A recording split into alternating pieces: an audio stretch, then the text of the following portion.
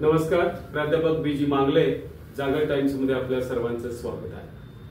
मनोज जरांगे पाटलांना आता विधानसभेची लढाई लढणं अपरिहार्य आहे का, या विषयाचं उत्तर आजच्या पोस्ट मधून मित्रांनो मिळेल आपल्याला. सगळे सोयरे कायद्यासाठी 13 जुलै ही अंतिम तारीख जरांगे पाटलांना दिली. या तारखेच्या आत शंभूराजेंच्या नेतृत्वाखाली आलेल्या शासकीय शिष्टमंडळाने सगळे सोयरेचा कायदा आणि इतर सर्व मागण्या मराठ्यांच्या मान्य करण्याचं आश्वासन दिलं. 1 महिना मुदत घेतली आहे. याप्रमाणे नेमकी परिस्थिती काय होते याचा आपण साधारणपणे लेखाजोखा आजच्या याच्यात मांडणार आहोत. आणि या पोस्ट मधून आपल्याला 288 जागांवर उमेदवार उभा करणं किंवा मराठ्यांचा शत्रू कोण यासारख्या प्रश्नांची उत्तर निश्चितपणे मिळते. कारण 288 जागांवरती उमेदवार उभा करणं आणि राजकीय निर्णय घेणं हे इतकं सोपी गोष्ट आहे असं मला नाही वाटत. त्यासाठी नेमकं धोरण काय आखावं याचाही आपल्याला उत्तर या आजच्या पोस्ट मधून आपल्याला मिळू शकेल.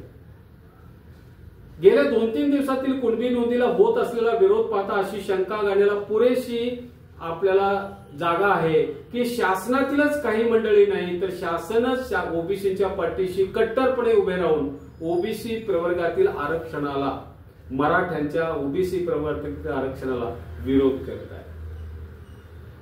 मित्रो, मनोज जरांगे पाटलांच्या नेतृत्वाखाली मराठ्यांच्या ओबीसी प्रवर्गातून आरक्षण घेण्याचं आंदोलन साधारणपणे 10-11 महिन्यापासून सुरू आहे. आपल्याला हे माहिती आहे.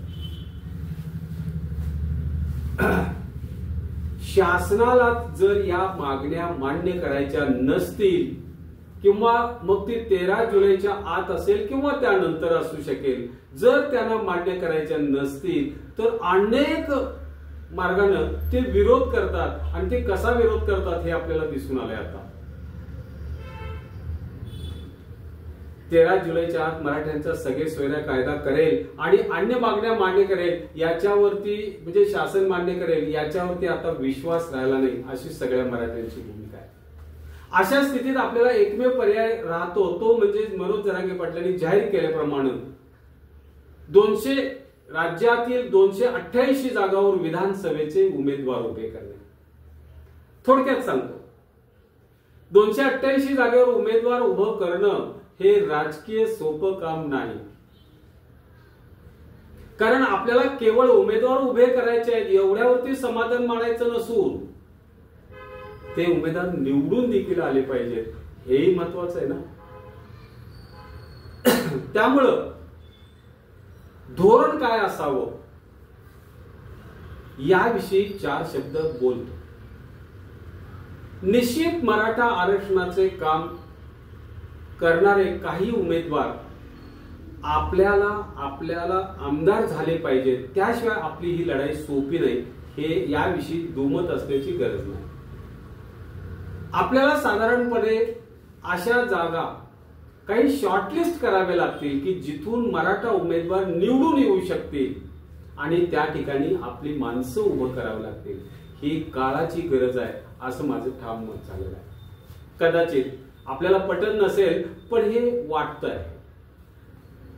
दुसरा भाग म्हणजे सर्वच ठिकाणी 288 जागा लढवणं हे उचित वाटत नाही. कारण बऱ्याच मराठा समाजाच्या आमदार खासदारांनी आपल्या आरक्षणाला मदत सुद्धा केलेली आहे.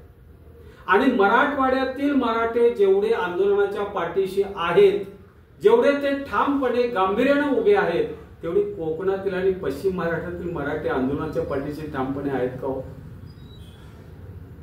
मला शंका आहे. कारण तिसरी गोष्ट सांगतो, आरक्षणाच्या लढाईत ज्या मराठ्यांनी मदत केलेली आहे, ज्या आमदार खासदारांनी मदत केलेली आहे, त्यांचा उघडपणे पाठिंबा आपल्याला घेणं आजपर्यंत जमलेलं नाही. किंबहुना त्या लोकांनी आपल्याला उघडपणे आपल्याला मदत केलेली नाही. नजीकच्या काळात आरक्षणाचा विषय जर सुटायचा असेल तर त्यासाठी काय करावं लागेल याचंही मंथन आता आपण करतो. मराठा आरक्षण या विषयाला अनेक विरोधक आहेत आणि ते सत्ताधाऱ्यांनी निर्माण केलेले आहेत हे मराठ्याला माहिती आहे. विविध पक्षात असलेले मराठा आमदार की जे प्रथम आपल्या पक्षाचे धोरण म्हणून वागतात आणि नंतर सोयीप्रमाणे सहानुभूती दाखवण्यासाठी मराठा आरक्षणाला पाठिंबा देतात किंवा मराठा आरक्षणाचे नेते मनोज जरांगे पाटील यांची साधी भेट घेतात, हे आपण उघडपणे बघितलेलं आहे. पण प्रामाणिकपणे मराठा आरक्षणासाठी ऐरणीवर येऊन कोणत्याही परिस्थितीत मदत करतील असे फारसे नेते आपल्या पाठीशी आज मराठा समाजाचे नाही. कोणत्याही पक्षातले मंत्री, कोणत्याही पक्षातले. मग अशा परिस्थितीत एक प्रश्न आपल्या समोर उभा राहतो, मराठा आरक्षणाचे खरा शत्रू कोण? याचं उत्तर बघा. मराठा आरक्षणाचा खरा शत्रू कोण? मराठ्यांच्या ओबीसी प्रवर्गातील आरक्षणास मराठ्यांचा शत्रू कोण आहे हे आपल्याला समजून घ्यावे लागेल. भुजबळ साहेबांना पाठीशी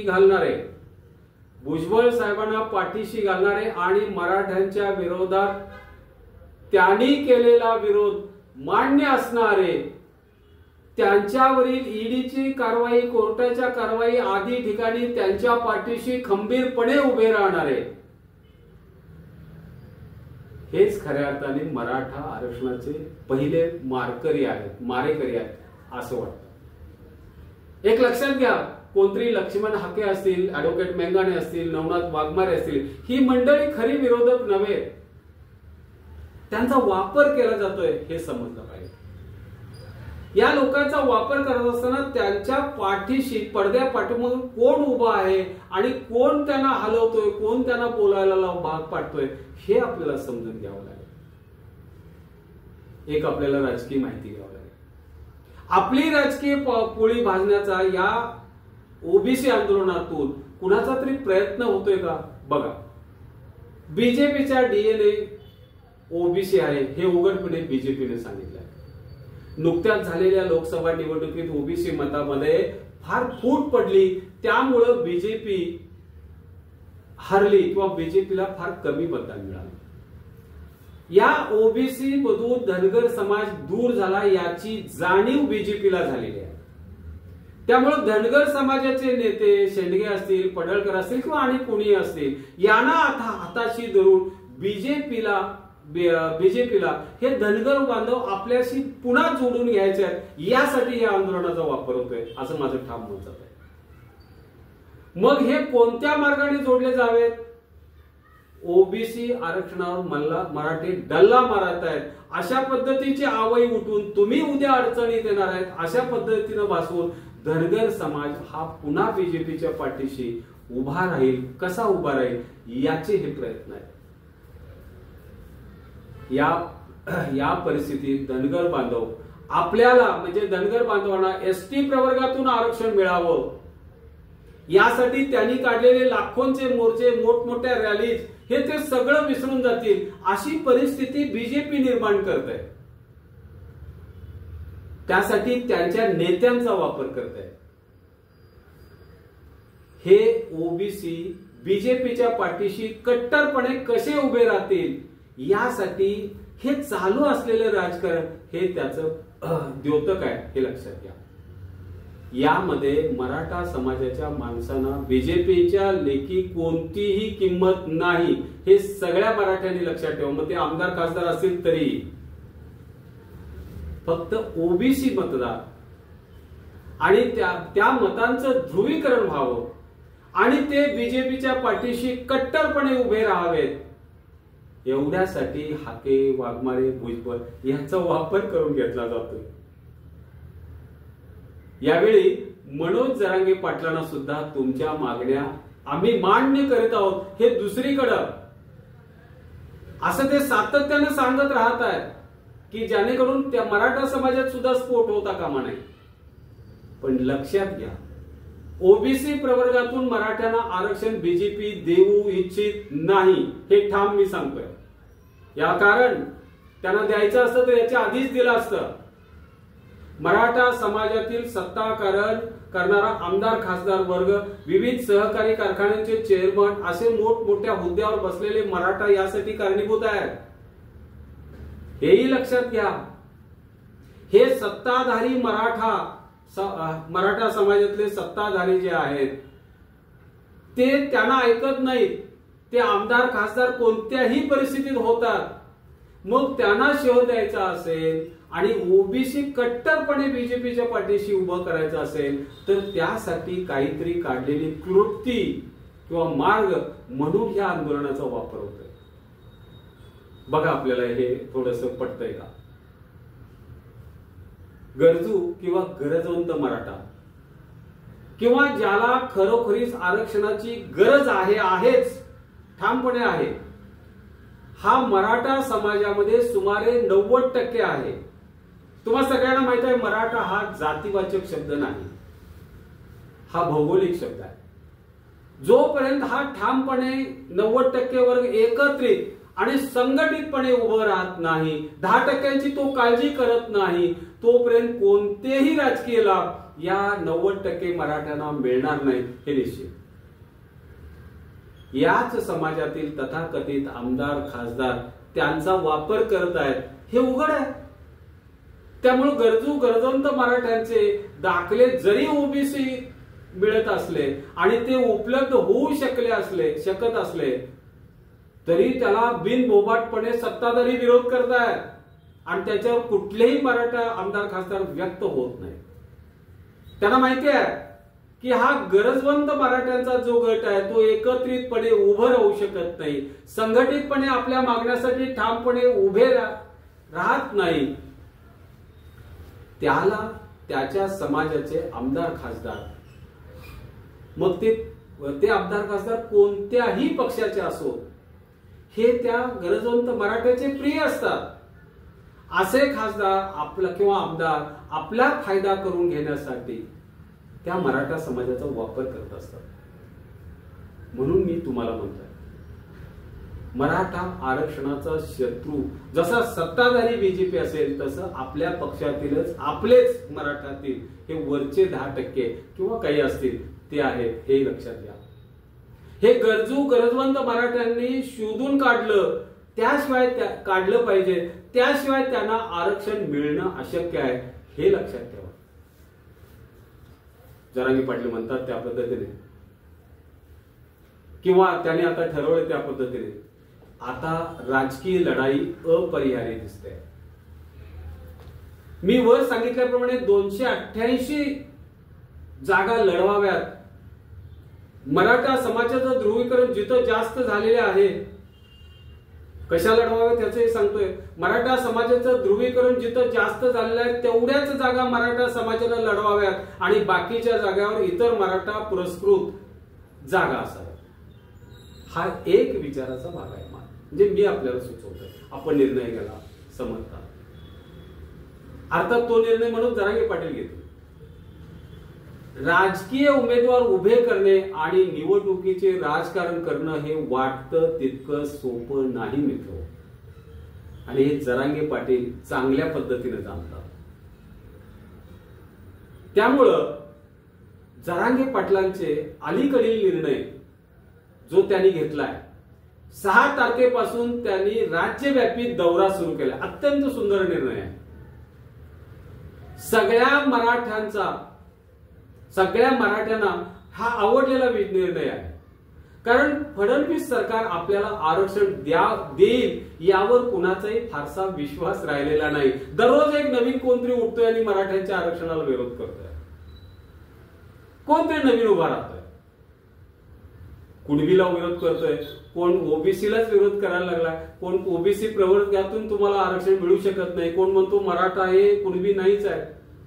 त्यामुळं अशा परिस्थितीत मराठ्यांचे संघटन जितके मजबूत करता येईल तेवढे करण्यासाठी राज्य पातळीवरील सगळ्या मराठ्यांची एक मोठ बांधणे आणि लढाईला सामोरे जात असताना संघटितपणे उभं राहणे हा क्रियाशील संदेश सगळ्या पक्षांना देण्यासाठी हा राज्यव्यापी दौरा उपयोगी ठरेल.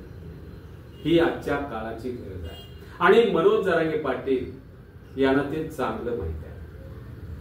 किंबहुना त्यातही मुंबईला जाऊन संघटन बांधणं आणि मुंबईमध्ये आंदोलन करणं या गोष्टीला विशेष आणि वेगळं महत्व आहे, हेही जरांगे पाटील चांगलंच जाणतात. मला असं म्हणायचं आहे, सत्ताधाऱ्यांच्याकडून आपली मागणी मान्य करण्यासाठी मुंबईतील आंदोलन उपयोगी पडतं याचा आपल्याला पूर्वानुभव आहे. हे आपण एकदा पाहिलेलं आहे, जाणीवलेलं आहे, समजलंय आपल्याला. म्हणून म्हणतो, ज्या अर्थी मनोज जरांगे पाटील यांनी 13 तारखेच्या आतच राज्यव्यापी दौऱ्याची घोषणा केलेली आहे, याचा अर्थ असा आहे त्यांना बीजेपी आपल्या मागण्या मान्य करेल यावर विश्वास राहिलेला नाही किंवा त्याविषयी त्यांना शंका असावी असं वाटतं. आणि मराठ्यांना आरक्षण मिळण्यासाठी पुढच्या सगळ्या गोष्टींचं नियोजन करण्यासाठी आपल्या हातात जो वेळ पाहिजे तो सत्कारणी लागावा असाही त्यांचा विचार असावा. ओबीसी प्रवर्गातून मराठ्यांना आरक्षण असेल किंवा एकूण आरक्षणाचा हा मार्ग हा अत्यंत खडतर आहे मित्रो, आणि हा आपल्या सगळ्यांची क्षमता तपासणारा आहे, हे लक्षात ठेवा.